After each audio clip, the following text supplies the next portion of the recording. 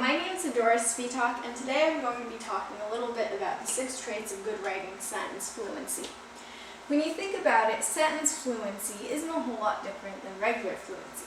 Think about what fluency means.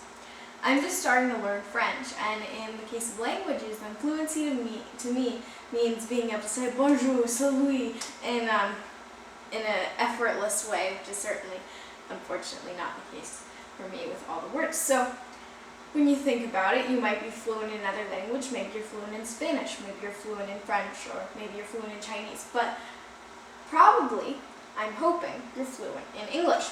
And what we're going to be talking about today, sentence fluency, is a little bit like being fluent in a language. Fluency, according to the dictionary, means to be able to speak a language effortlessly and correctly.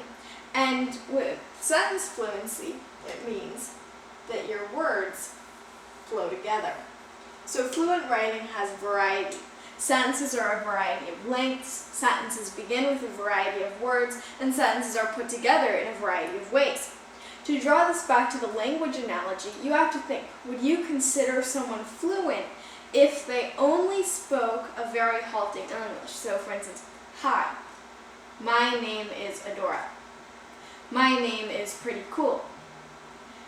My last name is Sweetheart, something like that. You know, very halting, choppy. If someone spoke English like that in a very choppy way, you might not consider them that fluent. And the same thing is with when we write in our sentences, then we should have variety. This is one of the most important things to consider when you're trying to be fluent in your sentences: variety of lengths, variety of words, and variety of ways. So we're going to look at each one of these and their implications for our sentences.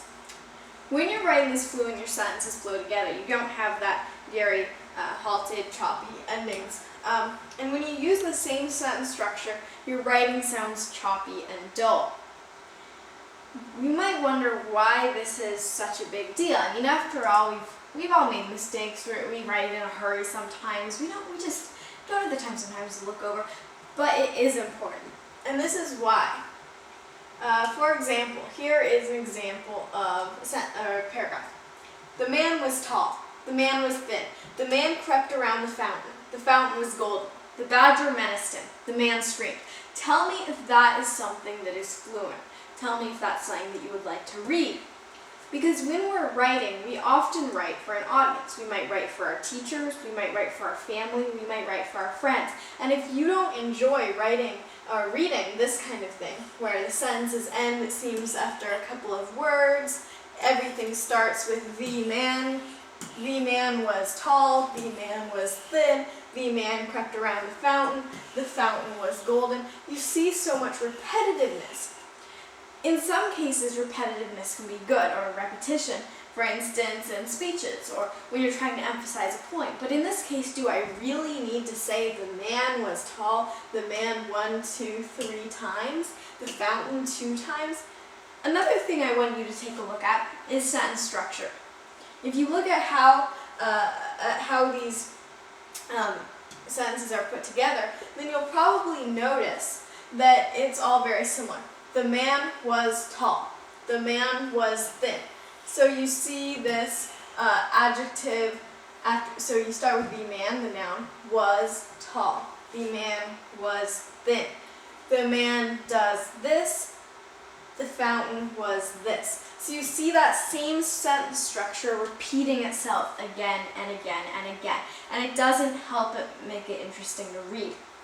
If you take a look at the second paragraph over here, the badger menaced him, the man screamed. So this again is an example of that same repetitive sentence structure. So here's tip number 1. To make your writing more fluent, combine short sentences to create longer sentences. There isn't just no hope for this paragraph. You can actually take something that might start off not looking so great and make it better. In this case, with the man was tall, the man was thin, you can think about how to create more interesting sentence structures, where to combine, where to let it be. And so once you think about doing that, then you can get something like this, which is a lot more interesting. As the tall, thin man crept around the golden fountain, he screamed because the badger menaced him. At the same time, though, you'll notice some errors with this, or maybe some things that could be better. As the tall, thin man crept around the golden fountain, he screamed because a badger menaced him. This second part is a little awkward. It's not very often that you say something like he screamed because a badger menaced him. So we need to strike a balance between number 2, after we've combined everything, and number 1, where everything is just its own little sentence. So let's go over to number 2 and identify what's wrong. So I like personally the tall, thin man. That's combined because we don't need to start each one with the man was tall, the man was thin.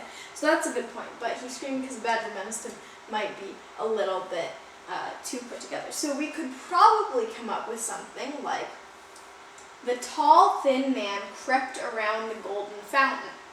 So you bring golden over here because it modifies fountain, and then you just combine the tall, thin man. Then you could have the badger menaced him, the man screamed after that. So if you combine that, you should get a better sentence, but at the same time one that's not so combined that it's awkward. In fluent writing, sentences should be a variety of lengths. Again, when you think back to the man was tall, the man was thin, that's all 3, 4 words in a sentence, and you want to have that variety to make things different. One of the analogies that I like to use is, imagine if you walked down your neighborhood street and every single house was the exact same color, the exact same size, the exact same windows. Imagine if everything in the world were exactly the same. What a boring world that would be. And it's the same thing in our writing. The world is full of all kinds of different, exotic places, and our writing should reflect that. We should have variety. So now it's your turn. Take out your writing notebook, a pencil or a pen, or if you're on your computer, then a word processor, and try to combine the following sentence into one or two the following sentences into one or two sentences. The girl was haughty. The girl chased the dog. The dog was a dachshund. The dog was frightened. The dog yelped. The dog ran through the alley. So looking at this, there's automatically a couple things that we could improve, but I want you to find them, so I'll give you 1 or 2 minutes, or if you're watching a recording, you can press pause and try to think about this.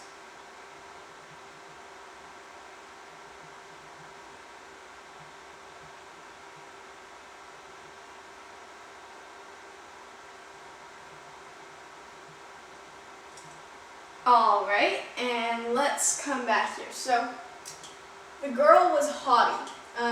So we have this adjective modifying the girl. The girl chased the dog. So right here, you'll immediately notice with these two sentences that they're both talking about the same thing, or the same person, the girl. So instead of saying the girl was haughty, the girl chased the dog, we might say something like, the haughty girl chased the dog. We kind of killed 2 birds with 1 stone there, to use that analogy. So the haughty girl chased the dog.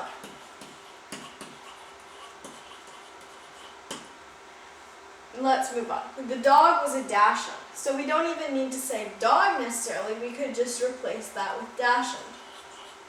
So the haughty girl chased the dachshund. Dachshund. I'm not totally sure I'm pronouncing that correctly, I'm hoping so. The haughty girl chased the dachshund. Instead of the girl was haughty, the girl chased the dog was a dachshund. Now we see the dog was frightened. The dog yelped. So again, that's the same thing they're talking about, the dog.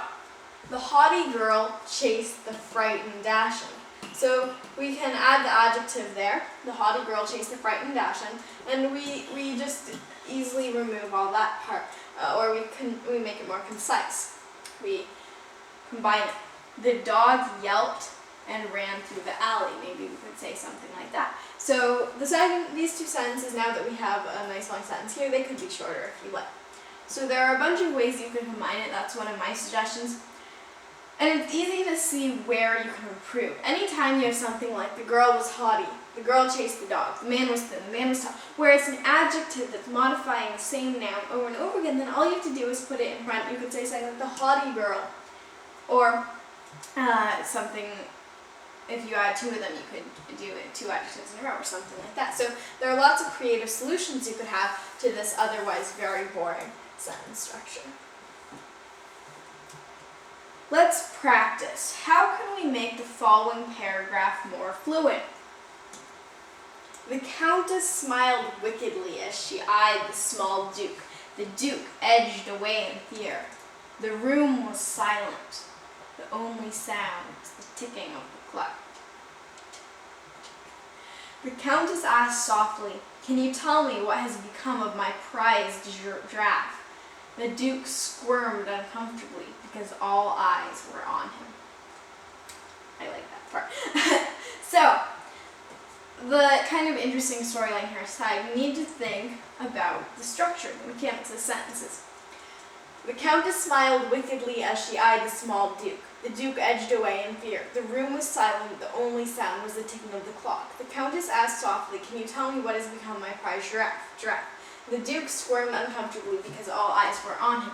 At first look, this doesn't seem like that bad of a paragraph. It's an interesting content. You can tell what's happening. There's a little description. So as far as a piece of writing, it might look pretty good at first glance. So I want you to think about what is wrong or what could be improved with this paragraph. Give you maybe a few seconds to figure it out. Well, let's have another look at our sentence fluency checklist. Fluent writing has variety. Sentences are a variety of lengths. Sentences begin with a variety of words. Sentences are put together in a variety of ways.